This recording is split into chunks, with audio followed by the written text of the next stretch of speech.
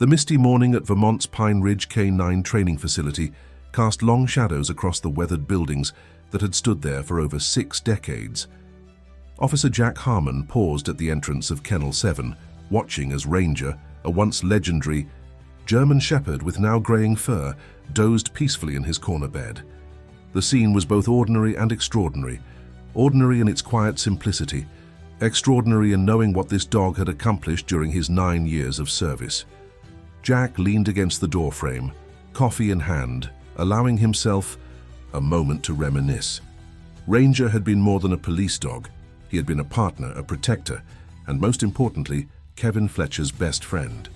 Kevin and Ranger had been inseparable since the dog's first day of service, forming one of the most successful K-9 partnerships in the department's history. Together, they had tracked missing children through impossible terrain, located survivors in building collapses, and helped neutralize countless dangerous situations without violence. Their connection had transcended professional duty, becoming something that even the most hardened officers in the department acknowledged was special. Now, with advanced arthritis and deteriorating vision, Ranger had been officially retired for almost 8 months. He spent his days in the comfortable kennel that had been modified into a retirement home of sorts, a courtesy extended to him due to Kevin's unexpected transfer to the Forest Service Division last year. "He's still waiting for Kevin, isn't he?" The voice belonged to Sarah Miller, the facility's veterinarian and the person who had overseen Ranger's care for most of his life. Jack nodded without turning. "Every day. Same corner, facing the door. I swear he can tell time. Perks up right around when Kevin used to finish his shift." Sarah stepped beside Jack, her clipboard tucked under her arm. "Have you heard from Kevin lately? Last time he visited Ranger was almost 3 weeks ago." Jack's expression tightened slightly. "He's been busy with that new assignment up at Green Mountain National Forest. Forest Service work is different. Longer patrols, more isolation. He calls when he can." What Jack didn't say was that Kevin's transfer hadn't been entirely voluntary. After a controversial incident involving a local politician's son, Kevin had been given the choice between the transfer or a demotion. He had chosen the forest. And while it separated him from Ranger, the distance had perhaps been good for both of them.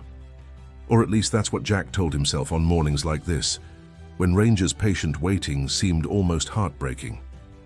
"Well, Ranger's checkup went fine," Sarah said, breaking the silence. "His arthritis is stable with the medication, and his appetite is good. I've adjusted his diet to account for his decreased activity." She hesitated. "But I'm concerned about his mental state. These working dogs need purpose, Jack. They're not built for retirement." Jack sipped his coffee, his eyes never leaving Ranger. Kevin promised he'd find a way to bring him home once he was settled in his new place. Just taking longer than expected. The facility radio on Jack's belt crackled to life. "All available units, we have a situation developing at headquarters. Command staff requests immediate presence of all senior officers." Jack frowned, exchanging a glance with Sarah. "That's unusual," he muttered, already turning toward the main building. "Check on him again this afternoon?"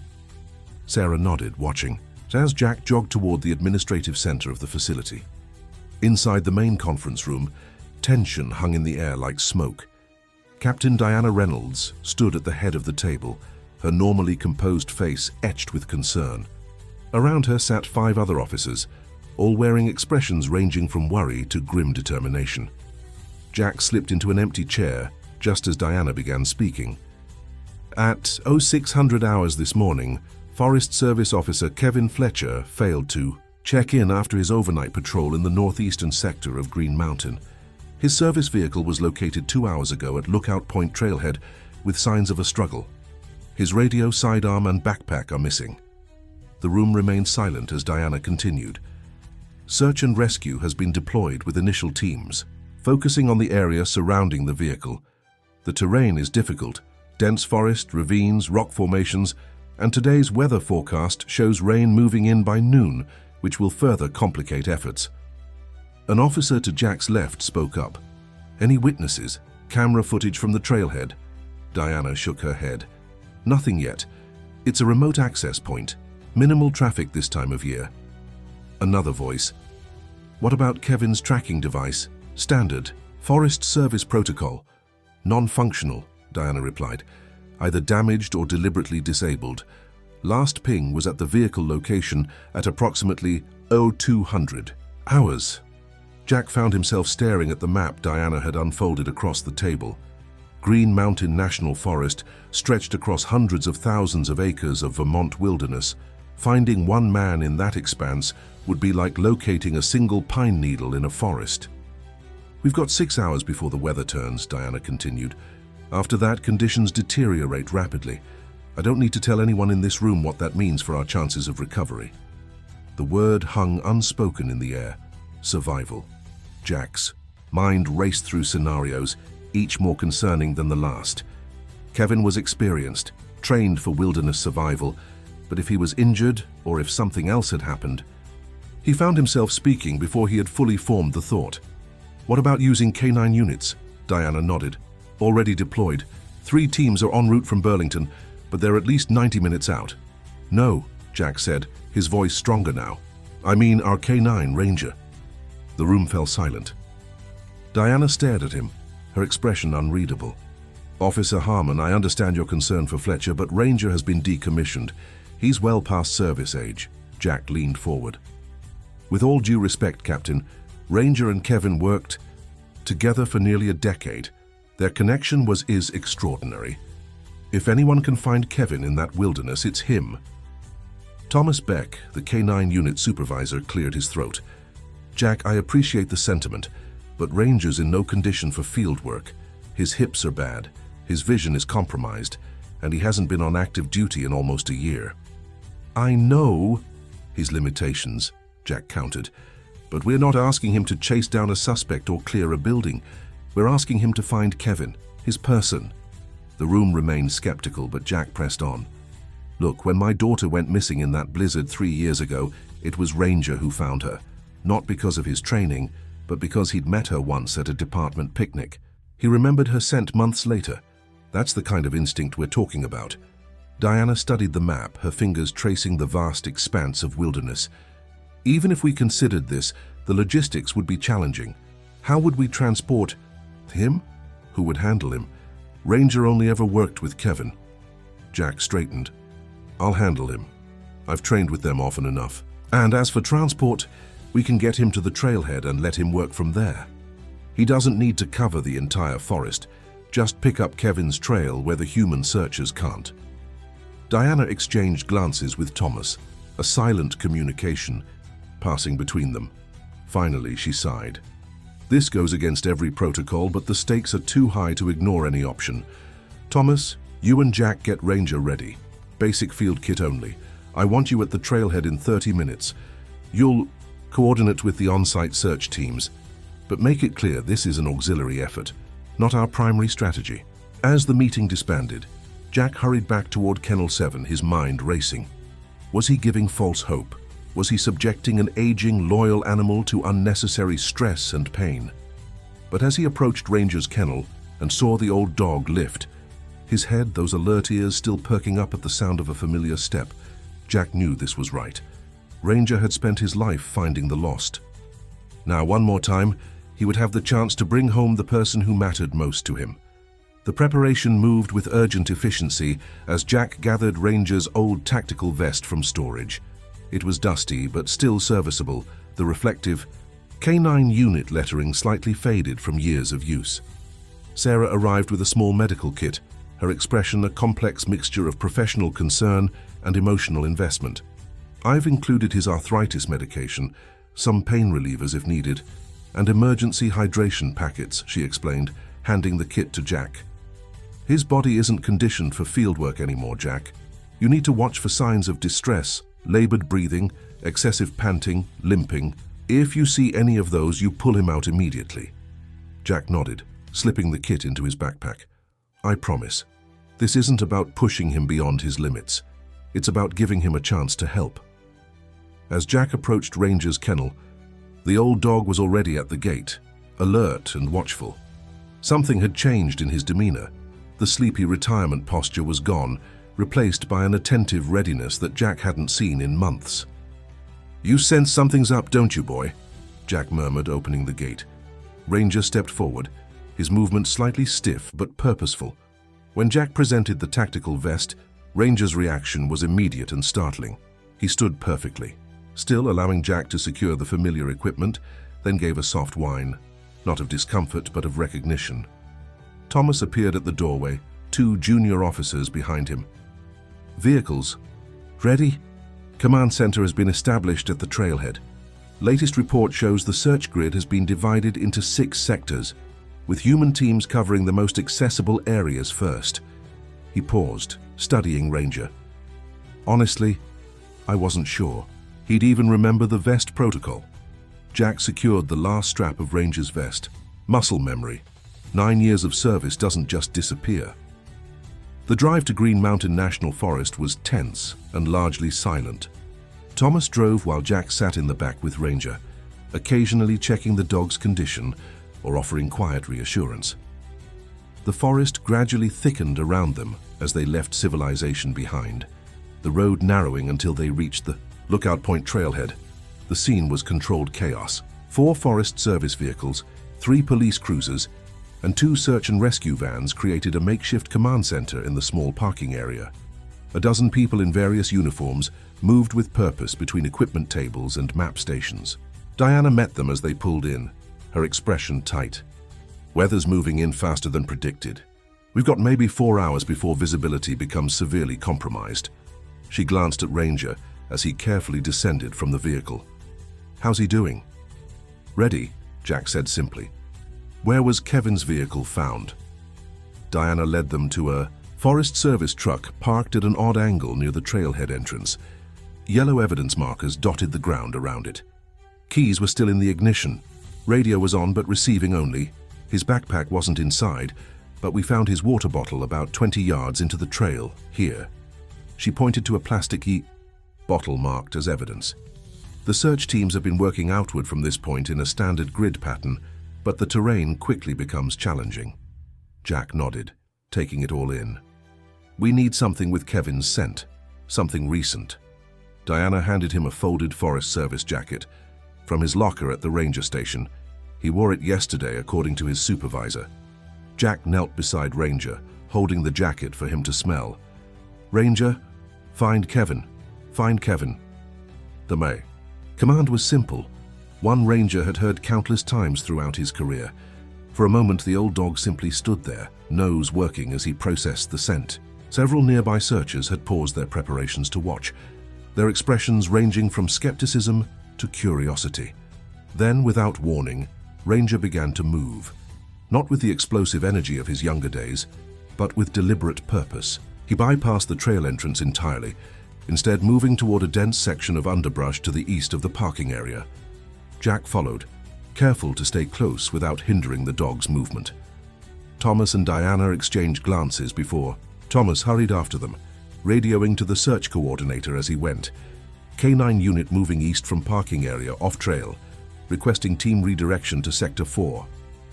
Ranger moved with increasing confidence, his nose occasionally touching the ground before lifting to test the air. Despite his age, he navigated the difficult terrain with the expertise of an animal who had spent his life in similar situations. Jack found himself having to work to keep up, pushing through dense undergrowth and scrambling over fallen logs. He's tracking something definite, Jack called back to Thomas. This isn't random wandering. The forest grew thicker as they moved deeper, the canopy above blocking much of the morning light. The terrain began to slope downward, leading toward what appeared to be a ravine. Ranger paused at the edge, looking back at Jack as if confirming his presence. Good boy, Jack encouraged. Show me where to go. Rather than descending directly into the ravine, Ranger began to move along its edge, following what Jack realized must be an animal path. The going was slower now, more treacherous, and Jack found himself grateful for his own wilderness training. Behind him, Thomas was coordinating with other search teams via radio, redirecting resources to their location. After nearly 30 minutes of careful progress, Ranger suddenly stopped, his body language changing. Jack recognized the alert posture immediately. Ranger had found something significant. They had reached a section of the ravine where a massive fallen tree created a natural bridge across the gap. On the other side, barely visible through the foliage, was what appeared to be the entrance to a small cave or rock overhang. Ranger gave a single sharp bark, the alert signal he had been trained to use when locating a target. Jack's heart raced. "Thomas, over here!" Thomas hurried forward, immediately assessing the situation. "That's at least a 30-foot drop to the bottom of the ravine. The only way across is that log." He studied the fallen tree with professional concern. "It doesn't look stable enough for a human crossing. We should call in the technical rescue team." But Ranger had other ideas. Before either man could stop him, the old dog was carefully making his way onto the log, his movements slow but surprisingly steady. Jack called out, "Ranger, wait!" But it was too late. The dog was committed to his path, focusing entirely on reaching the other side. Jack and Thomas watched, hardly breathing, as Ranger navigated the precarious crossing. At one point, the dog's back leg slipped slightly, causing a cascade of bark to fall into the ravine below, but he recovered, continuing forward with unwavering determination. 9 years of balance beam training, Thomas murmured. He knows what he's doing. When Ranger finally reached the other side, he immediately moved toward the rock formation, disappearing from view. Jack keyed his radio. "This is Officer Harmon. Ranger has crossed the ravine and located what appears to be a cave or overhang, approximately 400 meters east of the initial search point. He's showing strong alert behavior. Request immediate technical response team for ravine crossing." Diana's voice came back immediately. "Copy that. Technical team is 15 minutes out. Do you have visual confirmation of Officer Fletcher?" "Negative," Jack replied. "Ranger has moved into the formation. We've lost visual contact with him."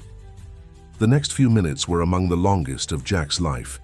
The technical team was en route, but Ranger was alone on the other side of the ravine, potentially with an injured Kevin. What if Kevin needed immediate medical attention? What if Ranger himself became injured or stuck? Jack was contemplating attempting the crossing himself when Ranger reappeared at the edge of the ravine. In his mouth was a familiar object, Kevin's Forest Service radio. Jack's breath caught. "Thomas, look!" Ranger stood at the edge, the radio gripped carefully in his jaws. He seemed to be considering the crossing again, but this time hesitated, perhaps aware of the risk with the added burden. "Stay, Ranger," Jack called firmly. "Stay there, we're coming to you." The dog settled at the edge, still holding the radio, his eyes fixed on Jack with an intensity that transcended his physical limitations. When the technical team arrived, they quickly established a safe crossing system. Jack was the first to be harnessed, his impatience barely contained as the safety protocols were followed. The moment his feet touched the opposite side, Ranger was there, pressing the radio into his hand. Jack took it reverently. "Good boy, the best boy. Where is he? Where's Kevin?" Ranger immediately turned, leading Jack toward the rock formation. The cave turned out to be a deep overhang created by several massive boulders that had fallen together, creating a sheltered space about 10 feet deep. And there, lying on a makeshift bed of pine boughs, was Kevin Fletcher. He was conscious but clearly exhausted, his uniform torn and dirty. A makeshift bandage wrapped his left ankle. When he saw Jack and Ranger, his face transformed with relief and disbelief. "How did you—" he began, his voice hoarse. "Ranger," Jack said simply, kneeling beside him as the medical team scrambled into position behind them. "He insisted on finding you." Kevin reached out a trembling hand, which Ranger immediately nuzzled into. "You old miracle worker," he whispered. "You impossible, wonderful old dog." As the medical team worked to assess Kevin's condition, Jack learned the outline of what had happened. Kevin had been checking reports of unusual activity in this sector, possible illegal camping or poaching. He'd spotted what looked like a campfire in the distance and had gone to investigate on foot. In the darkness, he'd lost his footing near the ravine and fallen, severely spraining his ankle and losing his pack in the process. Unable to climb back up, and with his radio damaged in the fall, he'd managed to drag himself to the shelter of the overhang. "I figured the search would eventually find me," Kevin explained as they prepared him for transport. "But I was worried about the rain coming in. This ravine floods quickly." He looked at Ranger, who hadn't left his side. "Never imagined they'd send in the old guard for me." Jack helped secure the rescue basket. Actually, they didn't. This was an unofficial addition to the search. Ranger's been officially retired for months. Kevin's expression shifted to surprise, then deep gratitude. You brought him out of retirement for me? He was never really off duty where you're concerned, Jack replied. The moment he caught your scent, it was like the years just fell away. As they prepared to transport Kevin back across the ravine using the technical team's pulley system, a new concern emerged. Ranger, who had expended tremendous energy in the search, was showing signs of exhaustion. His breathing had become labored, and his movements were increasingly stiff. We need to get him back too, Jack told the technical team leader. He's pushed himself beyond his limits. The team leader assessed the situation. We can secure him in a transport harness after we get Officer Fletcher across. It'll be safe, just take a little longer. Kevin, overhearing this, shook his head firmly from his rescue basket. No. Ranger comes with me. The medical technician started to object, but Kevin was insistent. He found me. We crossed together or not at all. After a brief consultation, a compromise was reached. Ranger was secured in a special harness that attached to Kevin's rescue basket, allowing them to be transported together. As the technical team prepared the crossing, Kevin reached out to stroke Ranger's head. Just like old times, partner, he murmured. One more mission together. The crossing was executed with precise care, the rescue basket with Kevin and Ranger moving smoothly across the ravine to where the medical team waited on the other side. As they were loaded into the ambulance, the gathered search teams broke into spontaneous applause. Not just for a successful rescue, but for the remarkable bond between a man and his dog that had transcended retirement, age, and physical limitations. Back at the command center, Diana approached Jack as the ambulance departed. That was unorthodox, she said, though her tone held no criticism. And absolutely the right call. Without Ranger, we might not have found that location for hours, if at all. Jack nodded, watching the ambulance disappear down the forest road. He just needed one last chance to do what he was born to do. Diana's radio crackled with an update from the medical team. Kevin was stable, his injuries painful but not life-threatening. And Ranger, despite his exhaustion, was alert and refusing to leave his partner's side. Some bonds never break, Diana observed, no matter how much time or distance comes between. The rain began to fall as they packed up the command center, gentle at first, but quickly intensifying as the promised storm moved in. Jack looked back at the forest, now shrouded in mist and rainfall, and felt a profound sense of timing. Had they been even an hour later, the search would have become exponentially more difficult. But somehow, an aging dog with a heart full of loyalty had defied the odds one last time. The county hospital buzzed with activity as the emergency team wheeled Kevin through the sliding doors, Ranger still secured beside him despite the protests of several hospital staff. Dr. Eleanor Wright, Chief of Emergency Medicine and a longtime supporter of the department's K9 program, intervened before the situation escalated. The dog stays with Officer Fletcher, she announced with the quiet authority that had defined her 20-year career. Prepare exam room 3. It's large enough for both of them. As Kevin was transferred to an examination bed, a veterinary technician who had been called in specially for Ranger performed a quick assessment of the exhausted dog. Dehydration, mild hypothermia, and strain on his already arthritic joints, she reported to Dr. Wright. But his vitals are surprisingly strong considering his age and the exertion. Kevin, despite his own discomfort, remained focused on Ranger. Is he going to be okay? The concern in his voice was palpable. The vet tech smiled reassuringly. With some fluids, rest, and his medication, he should recover well. He's one tough senior citizen. While the medical team worked on Kevin's injuries, Ranger received his own treatment nearby, an IV for hydration, warming blankets, and gentle massage of his stiff muscles. Throughout it all, dog and handler maintained visual contact, as if each was drawing strength from the other's presence. Jack arrived at the hospital just as Kevin was being moved to a regular room for overnight observation.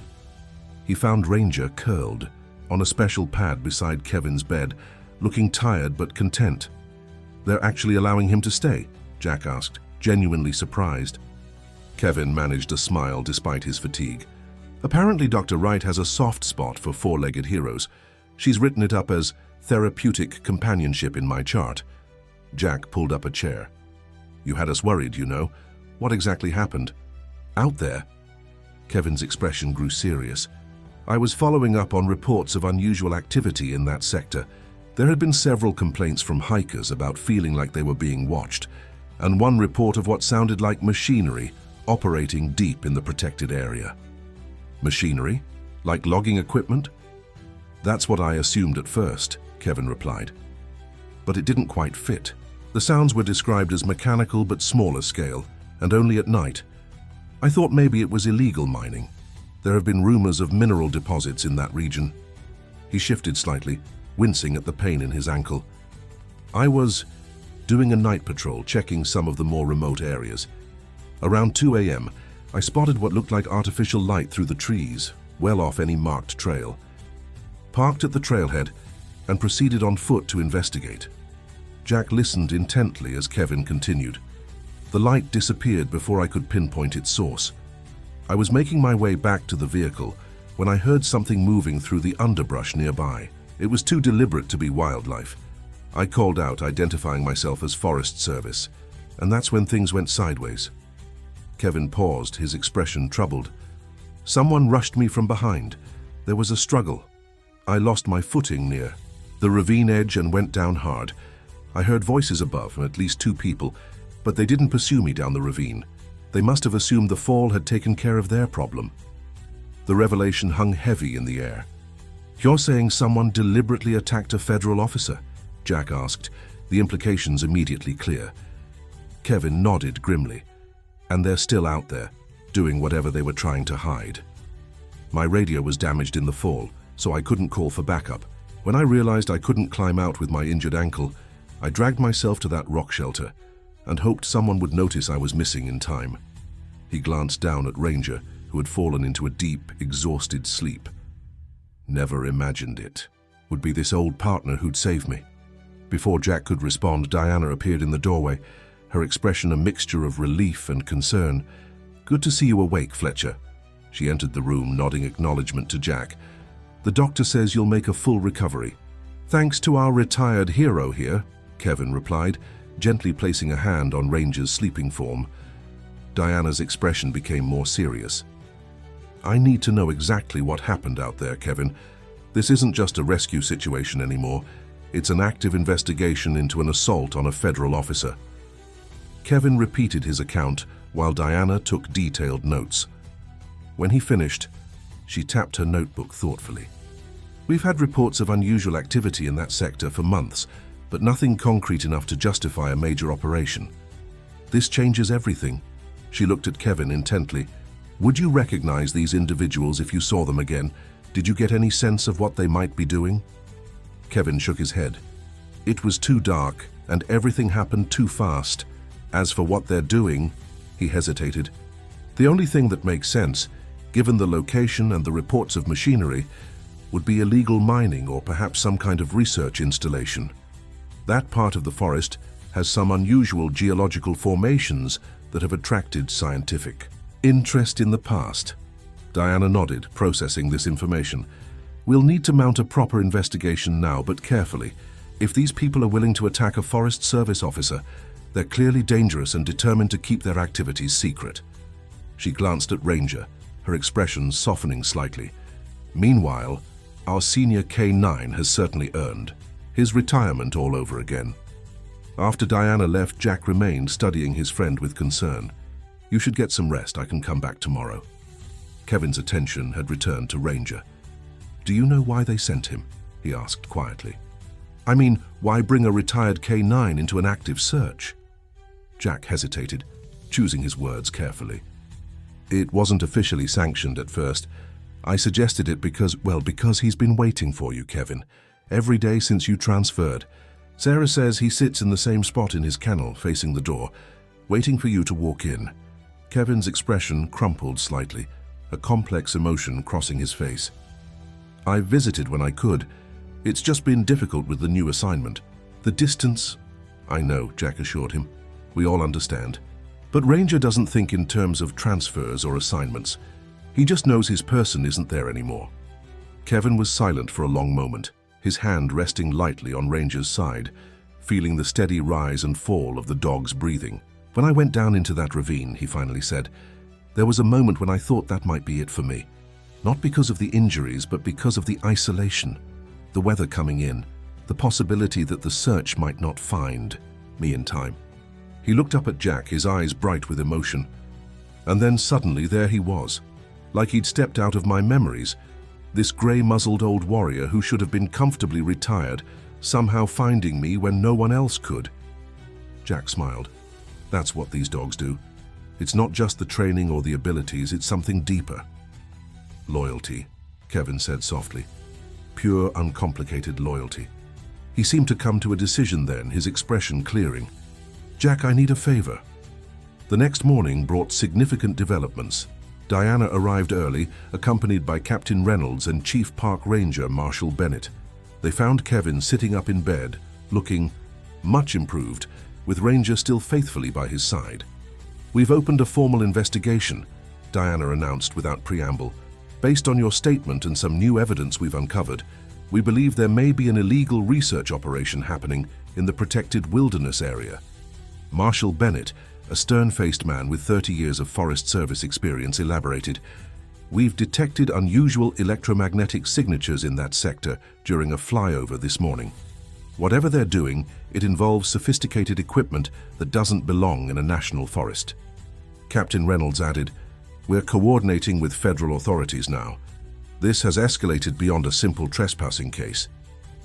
Kevin listened intently, occasionally glancing at Ranger, who had perked up at the arrival of the officials. I want to be part of this investigation, he stated firmly. I know that area better than anyone, and I've been tracking these anomalies for weeks. Captain Reynolds frowned. You're on medical leave, Fletcher. Doctor's orders. I'm not talking about field work, Kevin clarified. Not yet anyway. But I have maps, notes, patrol logs, all information that could help pinpoint where these people are operating from, and I want to be kept in the loop. After some discussion, a compromise was reached. Kevin would serve as a consultant to the investigation from his home once discharged, providing his unique knowledge of the forest terrain and recent patterns of suspicious activity. Speaking of discharge, Diana said, changing the subject, Dr. Wright says you're clear to leave this afternoon, provided you have someone to assist you at home for the next few days. Kevin nodded. Jack's offered to help me get settled. There was a momentary pause before Kevin added, and I've made another decision. I'm taking Ranger home with me.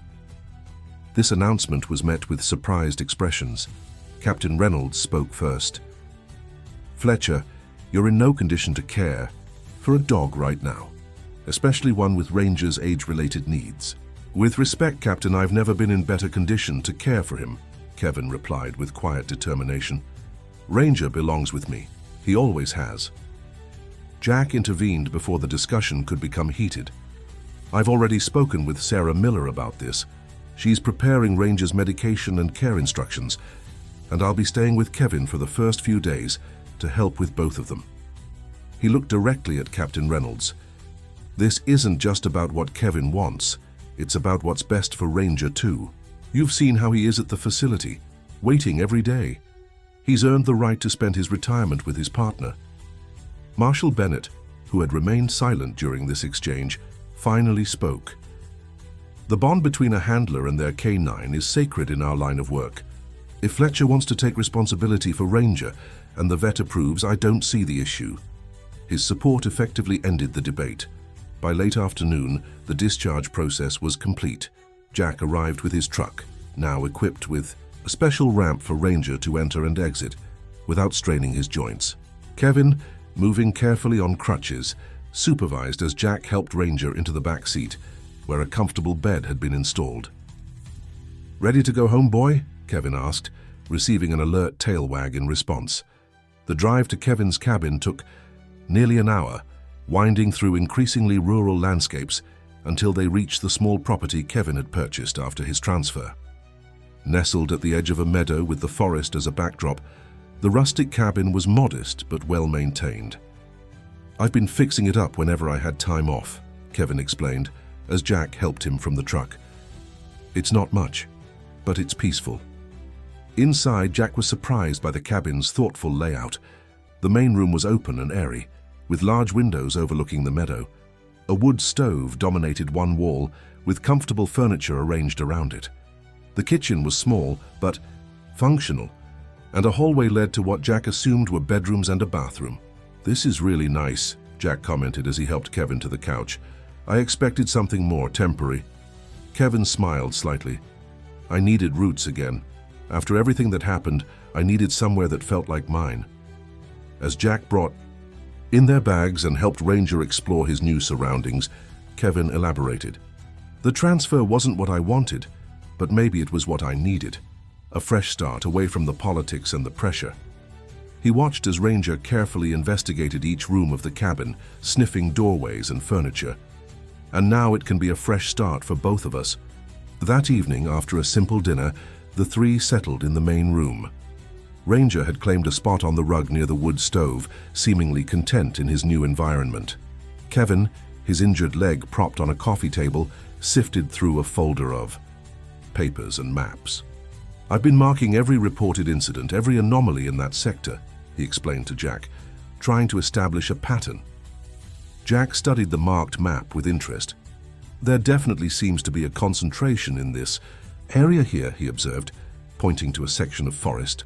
"About 3 miles from where you fell." Kevin nodded. "That's what I think too. It's one of the most remote parts of the forest. No established trails, difficult terrain. Perfect for someone who doesn't want to be found." He looked thoughtful. "Whatever they're doing, it's not amateur hour.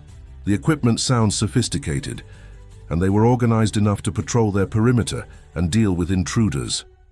"Like you," Jack added grimly. "Like me," Kevin agreed, "which makes me even more determined to find out what they're hiding." The conversation continued late into the evening, focusing on the mysterious activities in the forest and the upcoming investigation. But as night deepened, both men grew tired, and Jack prepared to turn into the guest bedroom. Before retiring, he checked on Ranger one last time, finding the old dog still by the stove, watching Kevin with contented eyes. "He looks like he belongs here," Jack observed. Kevin smiled. "He does belong here, always has." After Jack had gone to bed, Kevin remained in the main room, his thoughts turning from the investigation to more personal matters. He patted the couch beside him, inviting Ranger up despite the dog's arthritic condition. With careful movements, Ranger managed to join him, settling with a contented sigh against Kevin's side. "You never gave up on me, did you?" Kevin whispered, his fingers gently stroking the gray fur. "Even when I couldn't be there, you kept waiting." In the quiet darkness of the cabin, illuminated only by the dying embers in the wood stove, Kevin made a silent promise. Whatever challenges lay ahead, his recovery, the investigation, Ranger's aging body, they would face them together. The separation was over, the waiting was done, and in that moment of reunion there was a sense of rightness that transcended words. Outside, a gentle rain began to fall, pattering against the cabin roof in a soothing rhythm. Inside, man and dog drifted to sleep, their breathing synchronizing in the peaceful pattern of companions who had found their way back to each other against all odds. 2 weeks passed in a rhythm of healing and adaptation. Kevin's ankle improved steadily under Dr. Wright's care, while Ranger settled into cabin life with surprising ease. The old dog seemed rejuvenated by the reunion with his handler, displaying more energy and alertness than he had shown in months at the training facility. Each morning began with a gentle walk around the meadow, Kevin moving carefully on his crutches while Ranger explored the new scents and sounds of their shared home. Each evening ended with them together on the porch, watching the sunset paint the distant mountains in hues of amber and gold. Jack visited regularly, bringing supplies and updates on the investigation. "They've identified an area of interest," he reported one evening, spreading a topographical map across Kevin's kitchen table. "About 4 miles from where you were attacked. There's a depression in the terrain there, almost like a small valley, hidden from aerial surveillance by the tree canopy." Kevin studied the map intently. "That makes sense. I hiked near there last summer. It's difficult to access, steep approaches on 3 sides and dense forest on the 4th. The team wants to do a reconnaissance mission, Jack continued. But they're proceeding carefully. These people have already shown they're willing to resort to violence. Kevin nodded thoughtfully. Have they found any clues about what exactly is happening out there? Not definitively, but there's been electromagnetic interference with some of our equipment. When patrols get within a certain range, whatever they're running, it's powerful. Their conversation was interrupted by Ranger, who had been dozing by the wood stove but suddenly lifted his head, ears perked in alert attention. A moment later, both men heard what had caught the dog's notice, the sound of a vehicle approaching the cabin. Kevin reached for his service weapon, now kept within easy reach since the attack. Are you expecting anyone? Jack shook his head, already moving toward the window. Diana said she might stop by later, but not until after her shift. The headlights of an unfamiliar SUV swept across the cabin's front windows as the vehicle pulled into the driveway. Jack peered through the curtains, then relaxed slightly. It's Marshall Bennett, and he's not alone. The park ranger emerged from the vehicle, accompanied by a woman neither Jack nor Kevin recognized. She was in her late 30s, professionally, dressed in a blazer over practical outdoor clothing, her auburn hair pulled back in a no-nonsense ponytail. Kevin, Marshall called as they approached the porch. Sorry to drop in unannounced. This is Dr. Eliza Chambers from the U.S. Geological Survey. She needs to speak with you. Introductions were made in Kevin's living room, with Ranger positioning himself protectively at Kevin's feet, studying the newcomers with watchful eyes. Dr. Chambers got straight to the point. I believe I know what's happening in your forest, Officer Fletcher, and why someone was willing to attack you to keep it secret. She opened her laptop, displaying a complex geological map of the Green Mountain region. This area contains one of the rarest mineral deposits in North America, a concentration of neodymium and dysprosium that's possibly the richest outside of China. Seeing their questioning looks, she elaborated. These are rare earth elements critical for advanced electronics, renewable energy technology, and military applications. A deposit this size would be worth billions. Understanding dawned on Kevin's face. And someone's mining it illegally on protected federal land. Not exactly mining, Dr. Chambers corrected. Traditional mining would be too visible, too easily detected. Based on the electromagnetic signatures we've been picking up, I believe they're using a new experimental extraction technique, one that's still theoretical in most scientific circles. She tapped several locations on the map. They're essentially using targeted electromagnetic pulses to separate the rare earth elements from surrounding minerals, allowing for extraction with minimal surface disturbance. It's brilliant, actually, but completely illegal without permits, environmental impact studies, and federal approval. Marshall Bennett's expression was grim and potentially catastrophic for the local ecosystem. These pulses could disrupt everything, from groundwater flow to wildlife migration patterns. Who would have this kind of technology? Jack asked. It sounds beyond the capabilities of your average criminal organization. Dr. Chambers hesitated before answering. That's where this gets complicated. Only a handful of research institutions and private companies have been developing this technology. All of them legitimate, well-funded operations with reputations to protect. So either one of these legitimate operations has gone rogue, Kevin reasoned, or someone has stolen their technology. Precisely, Dr. Chambers confirmed, and given what happened to you, I'm inclined to believe the latter. This operation has all the hallmarks of sophisticated technology combined with a complete disregard for legal protocols and human safety. The implications hung heavy in the room. This wasn't just trespassers or poachers. This was organized, well-funded, criminal activity with potentially international connections. Marshall outlined the plan moving forward. We're assembling a joint task force, Forest Service, local law enforcement, FBI, and geological experts. The goal is to locate and shut down this operation before they extract significant amounts of these minerals or cause irreversible environmental damage. He looked directly at Kevin. We need your help, Fletcher. Your knowledge of the terrain is invaluable, and you've had direct contact with these people, limited as it was. Kevin glanced down at his healing ankle then at Ranger, who remained, attentive at his feet. "I want to help, but I'm not field-ready yet, and I have responsibilities here now." He rested his hand on Ranger's head. Marshall nodded understandingly. "We're not asking you to join the field team, but we do need your expertise in the command center. Help us plan the approach, identify potential access points, advise on terrain challenges. You know that forest better than anyone." After some discussion, Kevin agreed to join the task force as a consultant, working primarily from the command center that would be established at the Forest Service headquarters. Dr. Chambers would stay in the area to provide her geological expertise, and operations would begin in earnest within the week. As Marshall and Dr. Chambers prepared to leave, the park ranger paused, looking down at Ranger with evident respect. "Never thought I'd see this old warrior again," he commented. Retirement seems to be agreeing with him.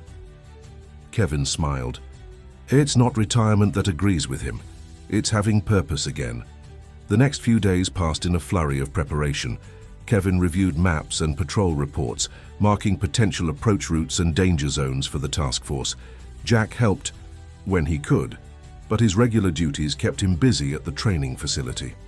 Dr. Chambers visited frequently, correlating Kevin's knowledge of the terrain with her geological data to pinpoint the most likely location of the illegal operation. Throughout it all, Ranger remained a constant presence, seemingly understanding the gravity of the situation.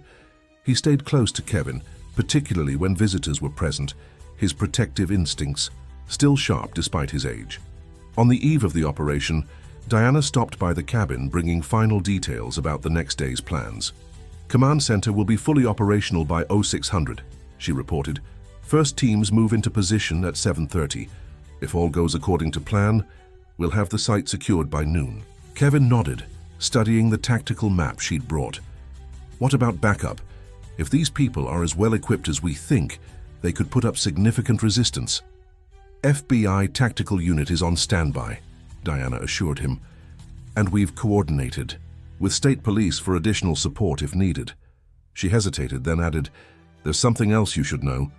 We've identified a potential suspect, Dr. Adrian Mercer, formerly with MIT's Advanced Materials Research Lab.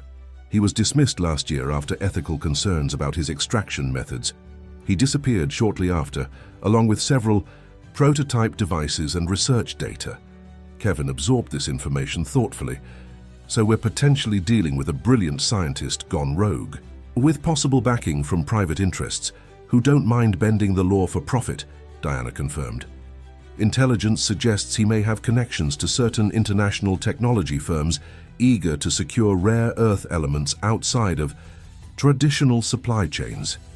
As they discussed final details for the operation, Ranger suddenly became alert, moving to the cabin's front window with unusual intensity.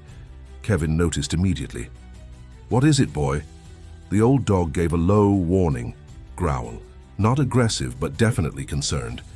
Jack joined Ranger at the window, peering cautiously into the darkness. "I don't see anything. Could be wildlife." But Kevin knew better than to dismiss Ranger's warnings. "He doesn't react like that to deer or bears. He's sensing something else." Diana reached for her sidearm, moving to the opposite window. "The perimeter team doesn't start until tomorrow. There shouldn't be anyone out there." For several tense moments, they watched and listened. The forest beyond the meadow was dark and still revealing nothing. Just as they began to relax, Ranger's growl deepened and his body tensed. Then they all heard it, the faint but unmistakable sound of a branch breaking somewhere in the darkness. "Someone's watching the cabin," Jack whispered. Diana was already on her radio requesting backup. "Possible surveillance of consulting officer's location. Need immediate response." Kevin moved to Ranger's side, placing a calming hand on the dog's back while peering into the darkness.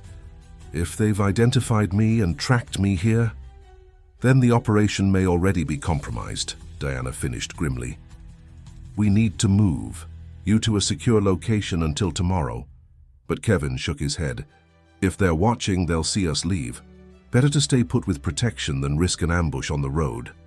Diana considered this, then nodded. "I'll have a team here within 20 minutes. Until then, standard security protocols." They moved efficiently, drawing curtains, dimming, lights and positioning themselves away from windows. Ranger remained on alert, his attention fixed on the front of the cabin, occasionally shifting to other directions as if tracking movement outside. The backup team arrived in record time, 4 officers who established a perimeter around the cabin. Her thorough search of the surrounding area revealed nothing definitive, but fresh footprints were found at the forest edge, confirming that someone had indeed been watching the cabin. Diana made the decision to maintain the security detail overnight. "We proceed with the operation as planned," she instructed, "but with additional precautions. If they know we're coming, they might accelerate their timetable or attempt to destroy evidence." As 2 officers remained outside on patrol and 2 positioned themselves inside the cabin, Kevin settled in for a restless night. Ranger refused to relax, maintaining his vigilant posture by the window even as the hours crept by. "You should try to sleep," Jack advised, having decided to stay as additional support. "Tomorrow will be intense." But Kevin's mind was racing. Why would they risk exposing themselves just to watch my cabin? They must know we're planning something. Jack considered this. Maybe they're assessing their vulnerability, trying to determine how much you know or how much evidence you have against them. Or maybe they're planning something more direct, Kevin said quietly, glancing at Ranger's unwavering attention to the darkness outside. Dawn arrived without further incident, though the tension remained palpable. The security team reported no suspicious activity during the night, but Ranger's continued alertness suggested otherwise. As Kevin prepared to leave for the command center, he faced an unexpected dilemma: what to do with Ranger. "He can't come to the command center," Diana pointed out practically. "And after last night, I'm not comfortable leaving him here alone." Kevin agreed. "He knows something's wrong. He won't settle if I'm not with him." It was Jack who offered the solution. "I'll stay with him. My shift doesn't start until this afternoon anyway. We'll secure the cabin and wait for news." Though reluctant to leave Ranger, Kevin recognized it as the best option. He knelt beside the old dog, speaking in the quiet, firm tone they had developed over years of partnership. "Guard Jack," he instructed. "I'll be back soon." Ranger's intelligent eyes seemed to understand, though he whined softly as Kevin prepared to leave. The command center at Forest Service headquarters was a hive of controlled activity. Multiple agencies coordinated their efforts around a central table where maps, satellite images, and real-time video feeds from reconnaissance teams created a comprehensive picture of the operation. Kevin was immediately integrated into the tactical planning, his knowledge of the terrain proving invaluable as the teams finalized their approach routes.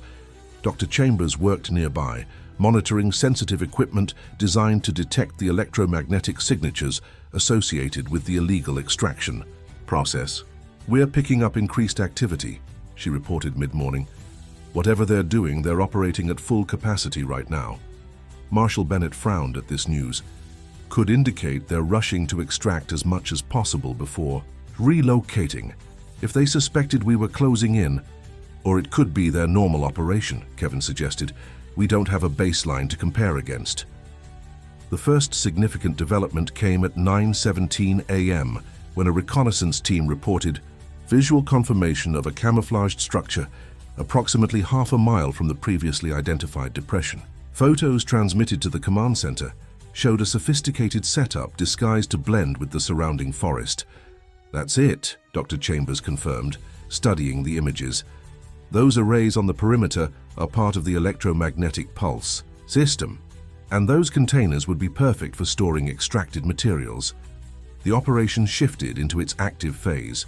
Tactical teams began their coordinated approach, moving carefully through the dense forest toward the hidden facility. Kevin watched the progression on the monitors, providing guidance when teams encountered unexpected terrain challenges. Everything was proceeding according to plan until 10:43 a.m., when the communication system suddenly erupted with urgent reports. Taking fire at approach point Charlie. Multiple armed subjects at the perimeter. They knew we were coming. Falling back to secondary positions."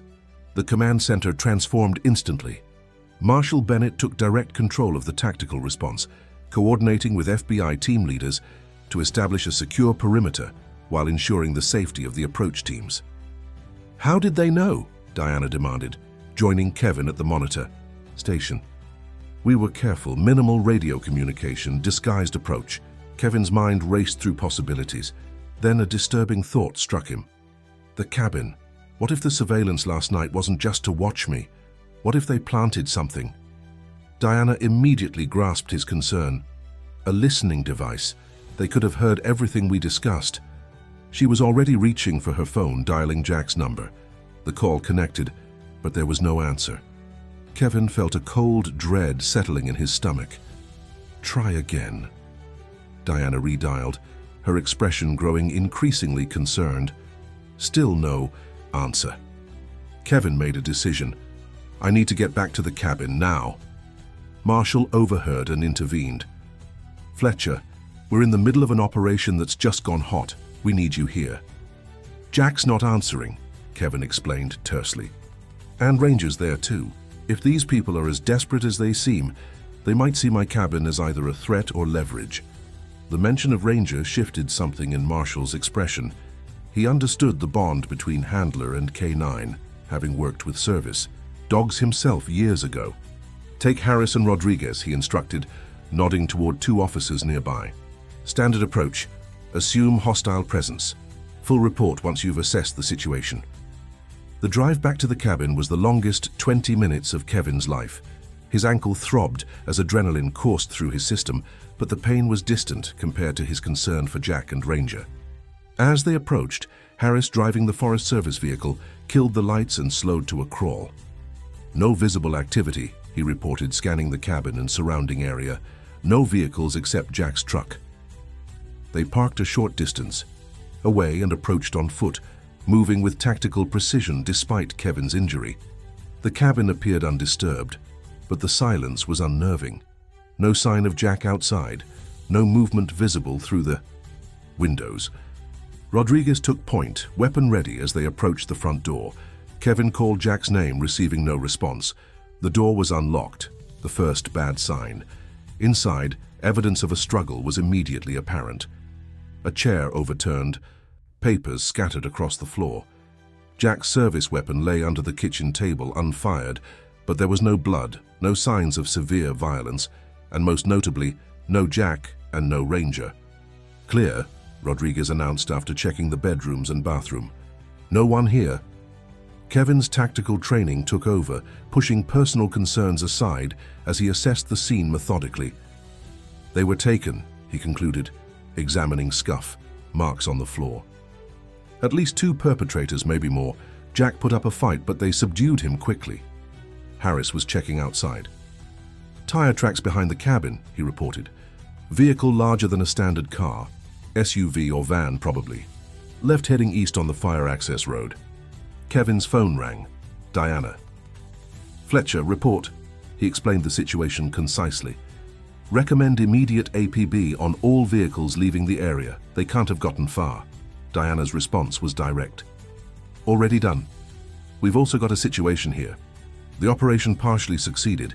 We've secured the facility and arrested 3 technicians, but the principals escaped, including Dr. Mercer, and they took something with them. The extraction technology. Some of it, but they also took all their research data and the already extracted minerals, worth millions according to Dr. Chambers. The implications were clear. The criminal operation had been disrupted, but not destroyed, and now they had hostages. They're using Jack and Ranger as insurance, Kevin reasoned. Leverage to ensure they can get away with their equipment and materials. Diana agreed. We've set up roadblocks on all major routes out of the area, but there are dozens of logging roads and fire trails they could use if they know the forest well enough. Kevin's mind was already mapping possibilities, drawing on his intimate knowledge of the area. There's only one direction that makes sense if they're trying to transport heavy equipment and materials. They'd need to head toward the old mining access road on the north side. It's the only route that could support a large vehicle all the way to the state highway. As he spoke, Kevin's gaze fell on Ranger's bed near the wood stove. Something caught his attention. A small tuft of grey fur caught on a splinter of wood at the edge of the cabin door. Not just fur, he realized, but fur with a trace of blood. The image of Ranger, loyally defending Jack against intruders, despite his age and physical limitations, sent a wave of cold determination through Kevin. "I know where they're going," he said with sudden certainty, "and I'm going after them." Back at the command center, Kevin's theory was quickly incorporated into the evolving operation. Satellite imagery confirmed that the old mining access road offered the most viable escape route for vehicles carrying heavy equipment. "We can intercept them here." Marshall indicated a point where the access road emerged from the forest into more open terrain. "Helicopter surveillance is already en route, and we've redirected roadblocks to cover potential exit points." Kevin studied the map intently. "They'll know we're looking for them. If Mercer is as smart as his background suggests, he won't take the obvious route all the way. There's an abandoned ranger station here." He pointed to a location approximately halfway along the access road. "It has helicopter landing capabilities from when it was used for fire response. If they have air transport arranged..." The implication was clear. If the criminals reached that point with their stolen materials and hostages, the situation would become infinitely more complicated. "How long to get teams in position to secure that location?" Diana asked. Marshall made rapid calculations. "Nearest tactical unit is 20 minutes out. Helicopter surveillance can be there in 15. "Too long," Kevin stated firmly. "I can be there in 10. His determination was evident in every line of his body. This wasn't just about the investigation anymore, but it was personal. Marshall and Diana exchanged glances, a silent communication passing between them. "You're still injured," Diana reminded him, "and emotionally involved." "Which is exactly why I need to be there," Kevin countered. "Jack is my friend, and Ranger." He didn't need to finish the sentence. Everyone in the room understood what the dog meant to him. After a brief but intense discussion, a compromise was reached. Kevin would head to the abandoned ranger station immediately, accompanied by a Forest Service rapid response team. Their primary objective would be reconnaissance only, with tactical response waiting for the arrival of FBI specialists. As Kevin prepared to leave, Dr. Chambers approached him. "There's something else you should know," she said quietly. "The electromagnetic technology they're using, it has side effects we don't fully understand. Animal studies have shown that prolonged exposure can cause disorientation, increased aggression, even neurological damage." She hesitated. "If your dog has been exposed..." The implication hung in the air between them. Kevin nodded his understanding. All the more reason to find them quickly.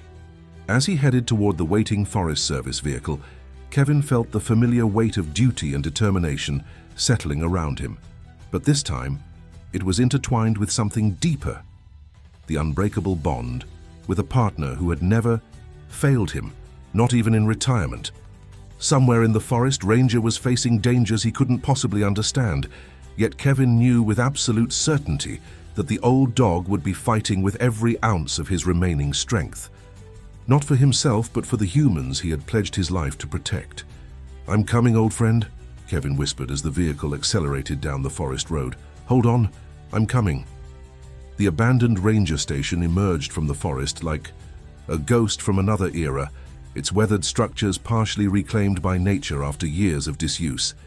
Kevin and the rapid response team approached with tactical precision, using the dense undergrowth as cover. From their concealed position, they could see a large black SUV and a modified delivery truck parked beside the main building. Armed guards, too visible from their vantage point, patrolled the perimeter with military efficiency. "Confirmed hostile presence," the team leader, Officer Ramirez, whispered into his radio. "At least 2 armed subjects, 2 vehicles. Requesting immediate tactical backup." Kevin's focus was absolute as he scanned the compound through binoculars.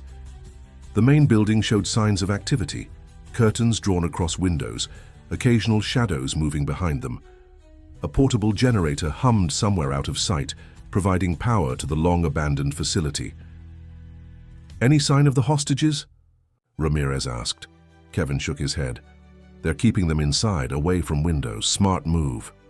His mind raced through options, calculating risks against the unknown timeline. How long before Mercer's air transport arrived? How long before the tactical units could reach their position?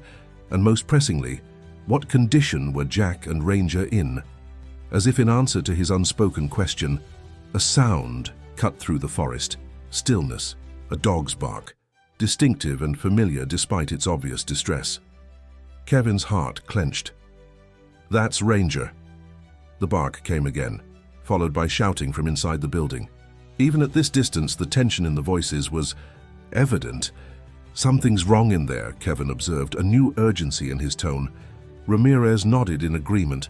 "Situation may be destabilizing. We need to maintain position until backup arrives, but be prepared for rapid development."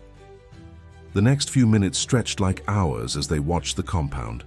The guards outside seemed increasingly agitated, checking their watches and speaking urgently into radio handsets.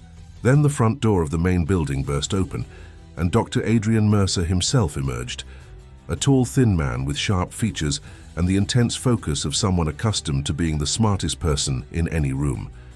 He was gesturing angrily to one of the guards while pointing at something on a tablet screen. "ETA on tactical support?" Kevin asked Ramirez. 17 minutes. Kevin's expression hardened.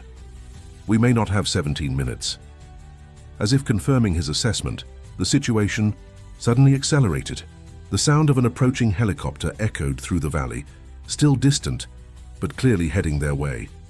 At the same time, Ranger's barking intensified, accompanied now by the unmistakable sounds of a struggle inside the building. One of the guards rushed inside while Mercer hurried to the delivery truck, directing the loading of several metallic cases. "They're preparing to evacuate," Kevin stated. "Once that helicopter lands, we lose them and the hostages." Ramirez weighed the rapidly evolving situation. "We're outgunned and outmanned. Direct confrontation without tactical support would be high risk."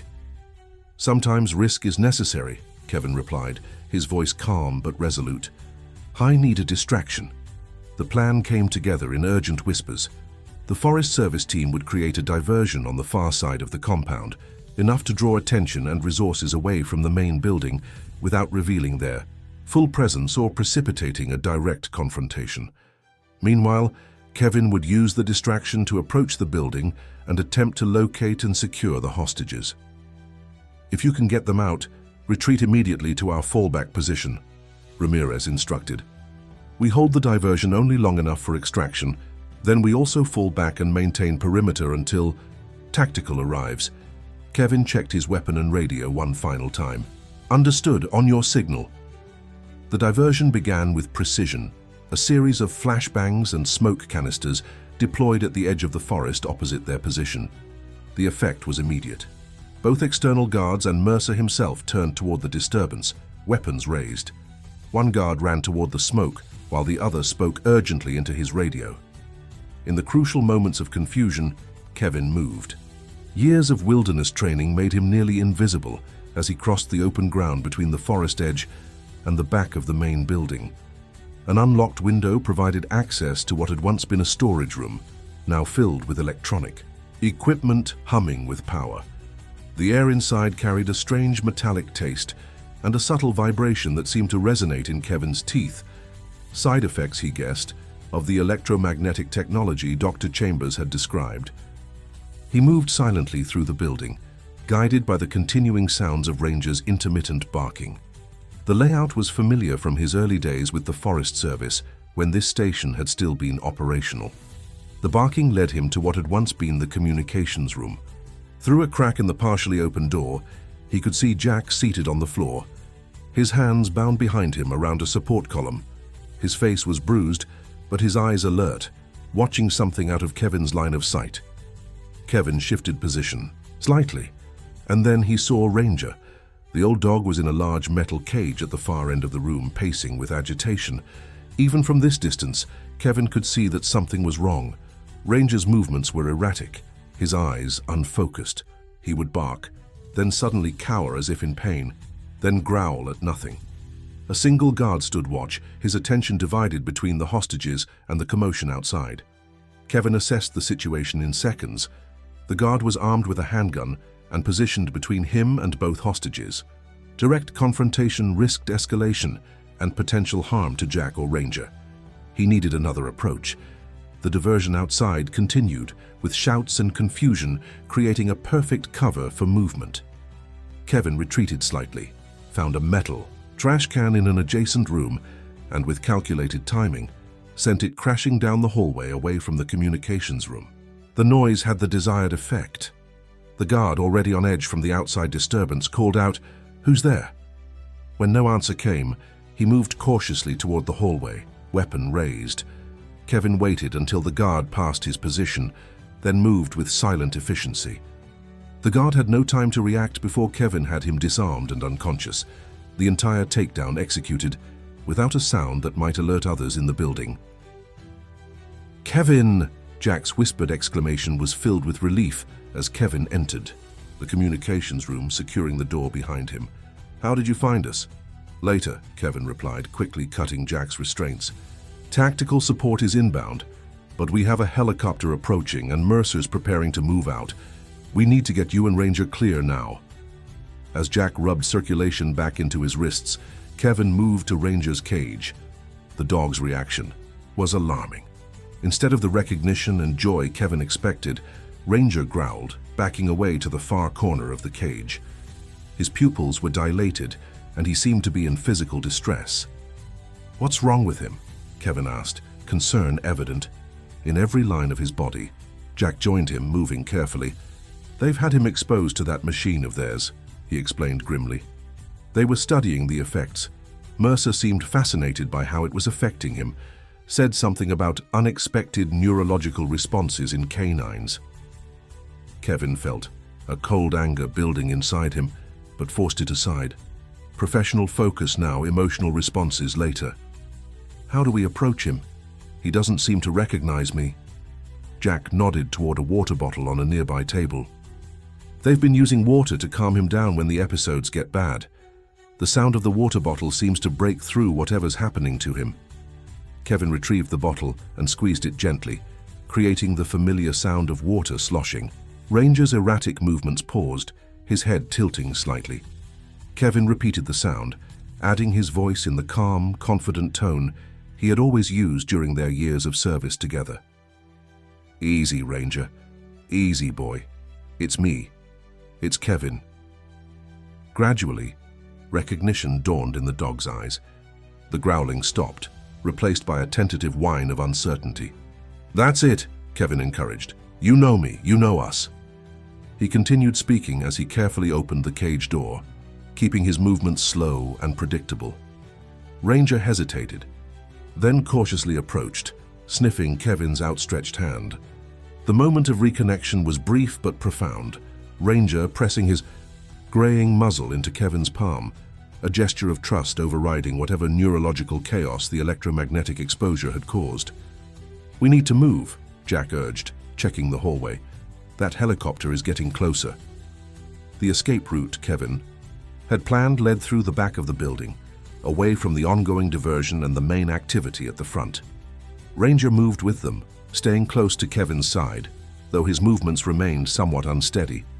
They had nearly reached the storage room where Kevin had entered, when a new sound stopped them cold. The unmistakable mechanical whine of the electromagnetic device powering up to full capacity. "They're running a final extraction before evacuation," Jack guessed. "That's not good news for Ranger, and or for us. The closer we are to that thing when it's at full power, the worse the effects." As if confirming his assessment, Ranger suddenly stiffened, a low whine escaping him as he pressed against Kevin's leg. "We need to shut it down," Kevin decided. "Not just for us, but for the forest. Dr. Chambers said the environmental impact could be catastrophic." Jack's expression was grim but determined.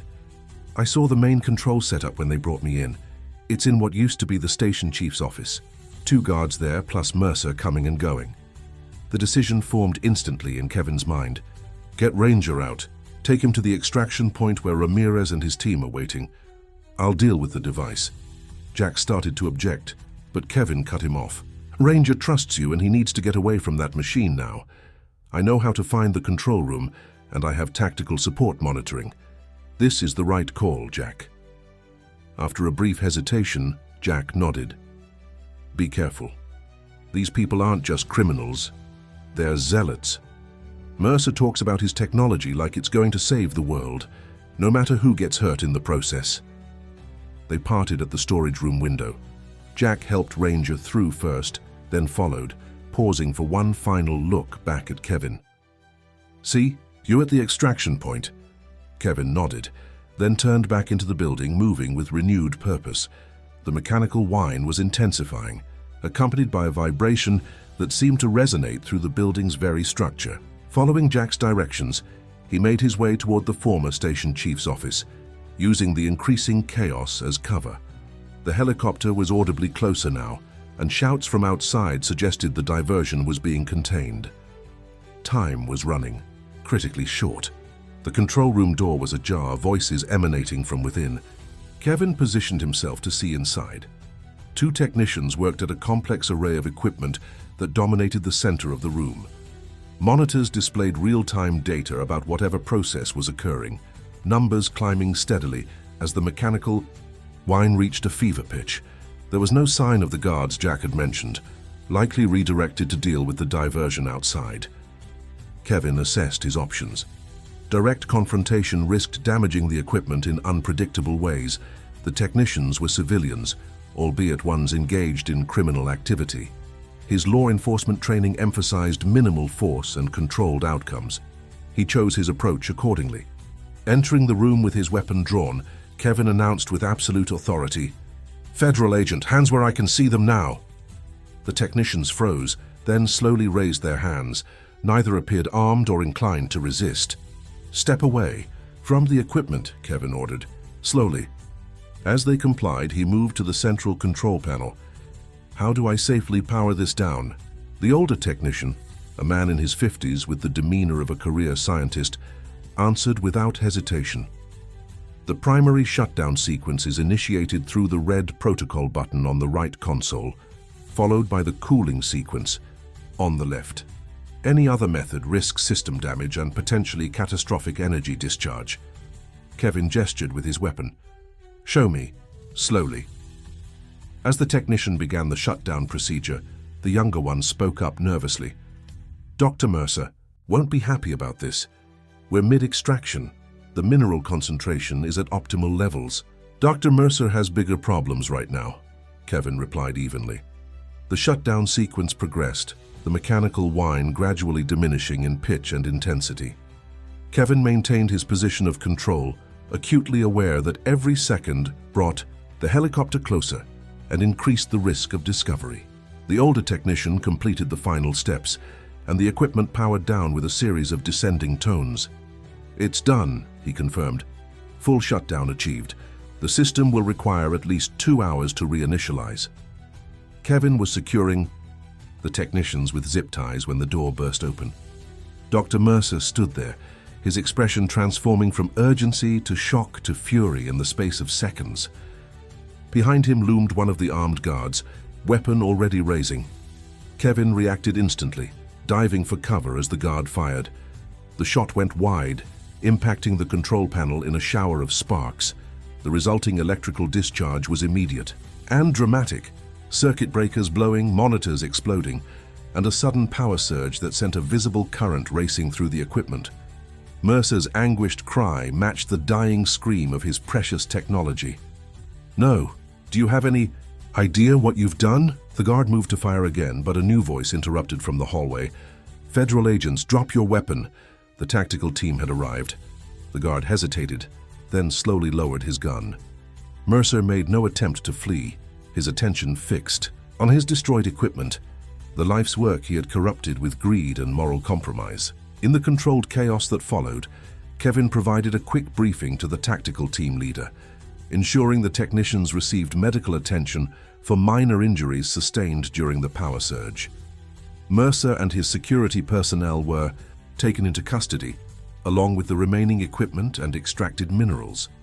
The helicopter they had heard approaching turned out to be their own tactical air support rather than Mercer's extraction plan, a fortunate timing coincidence that had helped seal the operation's success. With the immediate situation secured, Kevin's thoughts turned immediately to Jack and Ranger. He found them at the designated extraction point, Ranger resting with his head on Jack's lap. both looking exhausted but unharmed. "The device is neutralized," Kevin reported, kneeling to check on Ranger. "How is he?" Jack managed a tired smile. "Better since that thing powered down. His eyes are clearer and the trembling has stopped." Ranger confirmed this assessment by lifting his head at Kevin's approach, recognition now fully present in his gaze. He made a valiant attempt to rise, but Kevin gently kept him in place. "Rest, old friend. You've done more than enough today."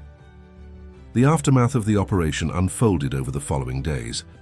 Dr. Mercer and his team faced multiple federal charges, from environmental crimes to assault on federal officers. The technology was confiscated for proper scientific study under ethical guidelines, and the extraction site in the forest was placed under environmental remediation. For Kevin, Jack, and Ranger, recovery took different forms. Jack's physical injuries were minor, though the psychological impact of his abduction would take longer to process. Kevin's ankle, re-injured during the operation, required additional treatment and a firm lecture from Dr. Wright about the definition of medical leave. But it was Ranger who concerned them most in those first crucial days. Dr. Chambers had warned that the neurological effects of the electromagnetic exposure might be lasting. Sarah Miller, called in to provide specialized veterinary care, conducted a thorough examination at Kevin's cabin. "The good news is that his vital signs are stable," she reported, gently stroking Ranger's head as he dozed on his bed by the wood stove. "The bad news is that we simply don't know enough about the long-term effects of this kind of exposure. There could be neurological damage that isn't immediately apparent." Kevin absorbed this information with the steady calm that had defined his career. "What symptoms should I watch for?" Sarah detailed a list of potential concerns: disorientation, changes in behavior, seizures, loss of coordination. "The most important thing is to keep him calm and comfortable. Familiar surroundings, familiar people, familiar routines. His brain needs time to heal, just like any other injury." As the days passed, Ranger showed gradual improvement. The episodes of confusion became less frequent, his movements more coordinated. He still tired easily, needing frequent naps and gentle exercise rather than the longer walks they had been building toward before the incident. But most importantly, the connection between him and Kevin remained undiminished, perhaps even strengthened by their shared ordeal. 1 month after the events at the ranger station, the Vermont State Police held a special ceremony. Despite official protocols typically reserving such honors for active duty K9s, an exception was made for Ranger. In the presence of officers from multiple agencies, Ranger received the K9 Medal of Valor for his actions during both Kevin's rescue in the ravine and the operation against Mercer's illegal extraction facility. The citation specifically noted his extraordinary loyalty and service beyond active duty. Kevin, still using a cane as his ankle completed its healing, accepted the medal on Ranger's behalf. The old dog sat beside him during the ceremony, his posture proud despite his gray muzzle and arthritic gait. As cameras flashed and applause filled the room, Kevin knelt beside his partner, fastening the medal to Ranger's collar. "You never stopped being a hero," he whispered. "Not for a single day." The evening after the ceremony, Kevin sat on the porch of his cabin, watching the sunset paint the forest in amber light. Ranger dozed beside him, occasionally opening an eye to track a bird or squirrel in the nearby trees. Jack's truck appeared on the access road, bringing the familiar figure of his friend for their now regular evening visit. "How's the man of the hour?" Jack asked, settling into the adjacent chair and reaching down to gently scratch Ranger's ears. "Taking it all in stride," Kevin replied with a smile. "Fame hasn't changed him a bit." They sat in comfortable silence for a while, watching the day's final light transform the landscape. Jack finally spoke the words that had been in his thoughts since the operation concluded. "You know, in all my years with the department, I've seen partnerships come and go. Handlers transfer, dogs retire, life moves on. But what you and Ranger have..." He paused, searching for the right words. "It's not just partnership or even friendship. It's something deeper." Kevin nodded, understanding perfectly. "Loyalty," he said simply, "not the kind that comes from training or duty, the kind that comes from something more fundamental." Ranger stirred at the sound of his name, rising stiffly to press his head against Kevin's knee. Kevin stroked the grey fur thoughtfully. You know, when I was transferred out here, I thought my life was falling apart. The career I'd built, the community I knew, all of it changed overnight. I felt disconnected, like I was just going through the motions. Jack listened attentively as Kevin continued. But when Ranger found me in that ravine, when I saw him cross that log despite everything his body was telling him, I realized something. Connection isn't about proximity or daily routine. It's about something that remains constant even when everything else changes. The fading light cast long shadows across the porch as Kevin finished his thought. Ranger never stopped being my partner just because we were separated, and I never stopped being his even when I couldn't be there. That kind of bond doesn't break. It just waits for the moment when it's needed most. Jack smiled, raising the coffee mug Kevin had given him earlier. To partnerships that transcend retirement. Kevin raised his own mug in response. And to second chances at what matters most. As night settled over the forest, bringing with it the chorus of crickets and the distant call of an owl, Kevin reflected on the journey that had brought them to this moment. His life had taken an unexpected turn, leading him away from the familiar into uncertain territory. But in that uncertainty, he had rediscovered the most important connection of all, not just with Ranger, but with his own sense of purpose and belonging. Ranger shifted in his sleep, pressing closer against Kevin's leg, as if sensing his thoughts. The medal on his collar caught the last light of day, a small but powerful symbol of a bond that had been tested by time, distance, and danger, and emerged stronger than ever. Tomorrow would bring new challenges, new adventures in this life they were building together. But for now, in this peaceful moment as day transformed into night, everything that truly mattered was right here. Loyalty that had never wavered, friendship that had never faltered, and a partnership that had found its way home against all odds. In the story of Kevin and Ranger, there was no ending, only the continuing journey of two hearts